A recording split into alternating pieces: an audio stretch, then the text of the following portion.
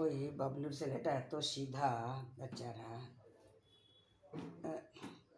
Health আছে ভালোই, কিন্তু একদম সাদা সিধা। এত সাদা সিধা হলে বউ মানবে ধরেই না। হয়তো বউকে পয়সা করে দিত না, এইসবই হবে। তবে বড় লোকের মেয়ে কইবই আমি যে হ্যাঁ ভাই হোটেলে খাবই, এটা আবার কি দিতেই হয়, হ্যাঁ কি না? ওর হাতেই সংসার দে, তাইলেই তো হয়। এত টাকা পায়, হ্যাঁ বড় লোকের মেয়ে হচ্ছে। তো ওরা তো চাল চলন ওইটা থাকবে। বলছে তো তোমাদের কোনো স্ট্যান্ডার্ড নেই, তবে ওদের স্ট্যান্ডার্ড আছে, সেই অনুপাতে তো এদের কিছুই নাই। এটাই হচ্ছে। তো বলছি যে কি হইলো তো ধৈরা মারছেও। তো মেয়েটা তো এমনি চান্ট হচ্ছে, কিন্তু বেশি মোটা সোটা না, রোগা পাতলাই আছে। কিন্তু হ্যাঁ চালাক চতুর আছে, ছেলেটা হচ্ছে ভোদা একদম। তো বললো কি যে মহা চিন্তা, এরকম কত ওদের দিন গেছে খারাপ।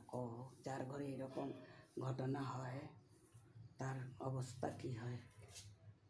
বিয়ার লাগে যতই মেয়ে বালা দেই সব ভয় পায়, বাপরে ভাবে যে ছেলে খারাপ, কেন গেল বউ ছাড়লো, কেন হলো, এইটাই মনের মধ্যে আসে। সেই জন্যই লোকে করতে চায় না। এইটাই হচ্ছে মনের মধ্যে সব। তো এইসবই যেন মায়ের ছেলেকে নিয়ে রইল কি, বাপ এখানে, ছোট ছেলে কলকাতায়। তো 3 জায়গায় 3 জন হয়ে গেছে। এর জন্য ওই ভাব্য চিন্তা বড়লোকের মেয়েকে কখনো বিয়ে করতে নাই। আর ওরা দিলই বা কী কইরা, আমি তো এইটাই বুঝে পাই না। একটা তো পাটনার মধ্যে ছোট্ট একটা ফ্ল্যাট, বেশি পয়সা তোরাই দেওয়াই উচিত হয় নাই। তারপরে এরকম করা, এটা ঠিক না। না মান সম্মান সবই যায় ছেলের। এই হচ্ছে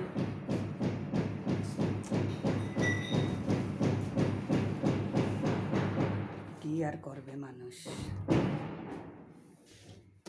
তা শোনো, আজকে পেট ভরে ওখানে খাইতে পারবা না তো, তাড়াতাড়ি খাইয়া কি থাকতে পারবা না? কি ঘরে তো রান্না করতেই হবে, হ্যাঁ কি না? আর থালায় তো করে প্রসাদ নিয়ে চললেই মনে কি গিয়া খাইবা। হ্যাঁ